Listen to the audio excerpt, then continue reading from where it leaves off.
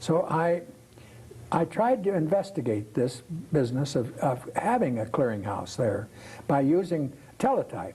You see, that every eye bank in the country would have a teletype. Well, unfortunately, this was terribly, terribly expensive at that time. So I said, well, a number of us are ham radio operators. And so I said, well, we'll see what we can do. And so I got a hold of Ted Hunter and several other fellows that I knew very well I knew. So, because I talked to them on the air, you know. And we said, well, let's see what we can do.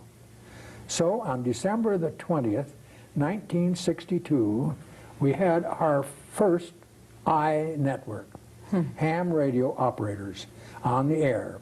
We met on 3970, and we said, well, we need eyes in Iowa City. I had a patient that I couldn't find an eye for, and his only eye, it perforated. So this was a real emergency. Oh my, that was terrible. So I could not save this man's eye because I couldn't get an eye anyplace. Because this was before I started the eye emergency net. So your help started with Ted's help. And so, but on December the 22nd, there was a little girl in Oklahoma City that needed to have a transplant because she had a perforated cornea also.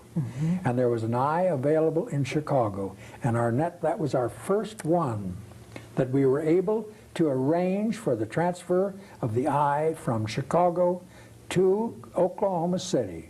If you can imagine this, to save that little girl's sight. And 26 years later, I met that little girl. Can you imagine that down in Oklahoma City? That little girl who had had her corneal transplant 20 years before. Can you imagine that?